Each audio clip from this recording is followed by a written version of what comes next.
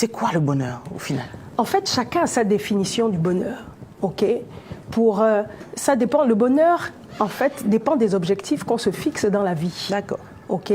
Dépend de la raison qu'on se donne d'exister. Donc il n'y a pas un bonheur général. Non, il n'y a pas un bonheur général.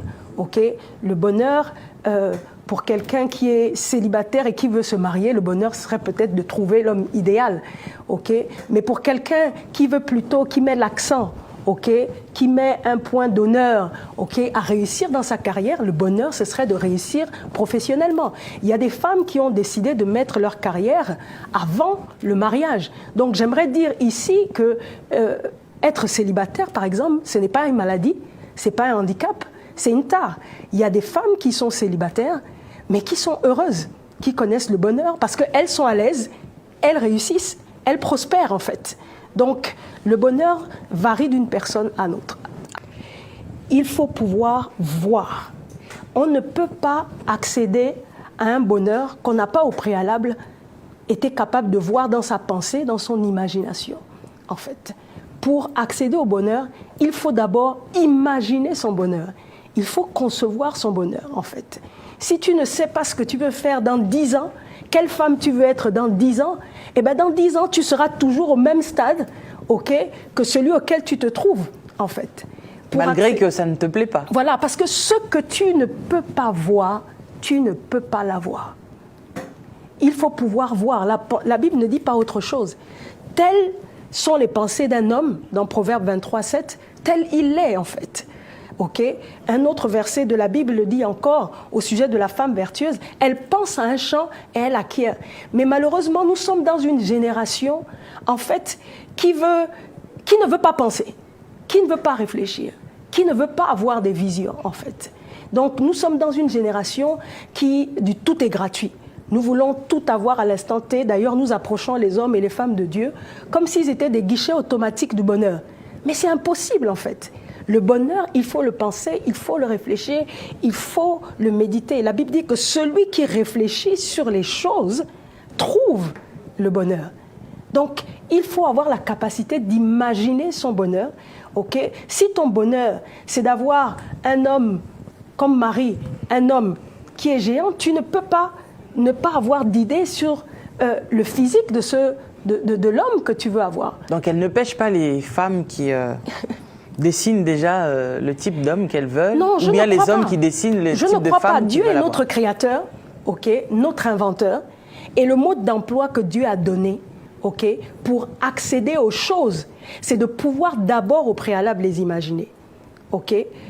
Les imaginer, il dit qu'il nous donne au-delà de ce que nous avons osé penser et imaginer. Donc il faut oser. Il faut oser, en fait, se faire un schéma précis de ce qu'on veut exactement.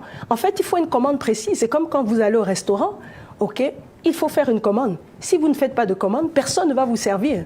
Le bonheur se conçoit par la pensée, par la vision, par la réflexion. Ensuite, le bonheur se construit, ok, par le travail, par le travail. J'aimerais dire que Dieu ne subventionne pas les paresseux. Dieu est en faveur du travail. Okay? Si tu ne travailles pas, tu n'as pas le droit de manger. Tu n'as pas le droit d'avoir une vie, en fait. Lorsque Dieu place l'homme au jardin d'Éden, il dit, le jardin, pour que tu puisses manger son fruit, il faut le cultiver. Il faut travailler. Malheureusement, beaucoup de gens, comme je le disais tout à l'heure, ont fait même des hommes et des femmes de Dieu des magiciens. C'est-à-dire que vous devez distribuer automatiquement l'onction, la puissance, les prophéties. Okay, ils ne veulent pas prier. Ils ne veulent pas prier. Parce que le travail, c'est une prière. Ils ne veulent même pas avoir la foi. Parce qu'en fait, beaucoup pensent que la foi, c'est-à-dire que le salut est gratuit. Mais le salut n'est pas gratuit. Parce que le salut s'obtient par la foi en Christ. Et l'apôtre Paul a dit que la foi, j'ai combattu le bon combat de la foi.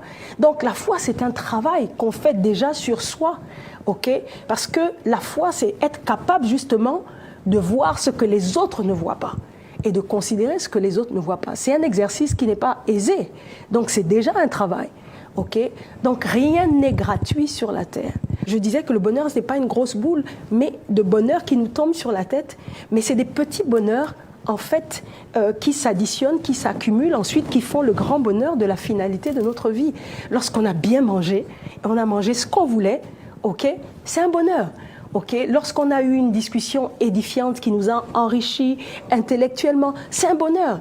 Lorsqu'on a épousé l'homme qu'on voulait avoir, c'est un bonheur. Lorsqu'on a eu les enfants qu'on voulait avoir, c'est un bonheur. Lorsqu'on a écrit un livre, okay, le livre qu'on voulait écrire, okay, et que ce livre a édifié, okay, a impacté des milliers de personnes, c'est un bonheur. Surtout si notre objectif c'était impacter des milliers de personnes et pas des millions. Okay, parce que la dimension du bonheur, il varie d'une personne à une autre. Les destins ne sont pas les mêmes. Okay, les situations ne sont pas les mêmes, les objectifs, les rêves ne sont pas les mêmes. Mais en fait, le bonheur, c'est atteindre son rêve. Les gens considèrent plus ce qu'ils entendent et ce qu'ils voient, qu'ils ont plus confiance en ce qu'ils peuvent toucher, en ce qu'ils peuvent entendre, qu'à justement ce qu'ils peuvent voir dans leur imagination.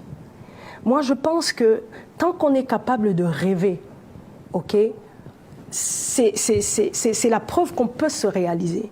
Okay? Mais les gens sont plus conscients de ce qu'ils voient avec leurs yeux physiques, okay, que ce qu'ils... Et c'est ce qui fait abandonner, en fait.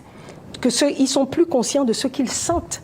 Et beaucoup de gens, et même beaucoup de malades, souvent abandonnent et rendent l'âme.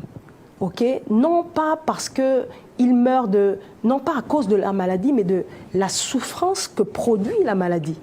Donc, ils décident d'abandonner, en fait, parce que c'est douloureux. Mais c'est possible de surmonter toute douleur.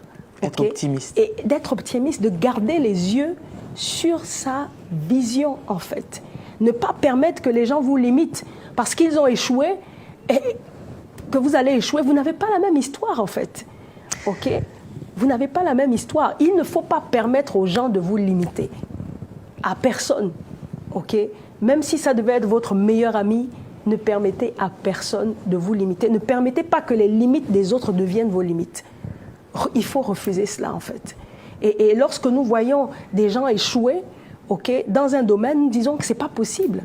Mais nous, en tant que chrétiens, nous ne sommes pas sous l'emprise des lois du système capitalisme et économique. Il y a la loi divine, la loi du ciel. Si tu travailles, ben, tu récoltes. Donc nous devons croire à la valeur du travail. Si tu es capable d'avoir une vision, c'est qu'il y a la provision. Il faut être capable de faire confiance à ce qu'on a vu et que les autres ne voient pas. On dit que la foi est une ferme assurance des choses qu'on ne voit pas. Donc le commun ne le voit pas. Mais si tu vois, c'est que c'est réalisable. Donc quelque part, il faudrait que les gens aient une certaine stabilité émotionnelle aussi, parce qu'il y a des gens, voilà, ils n'arrivent pas à accepter les choses comme ça vient. Dès qu'il y a une épreuve, allez, on abandonne, on laisse tomber. Mais il faut avoir confiance en Dieu, au Dieu invisible, et en soi-même aussi. À ce qu'on n'a pas encore manifesté. Ce n'est pas parce qu'on n'a pas pu faire hier qu'aujourd'hui on ne sera pas capable.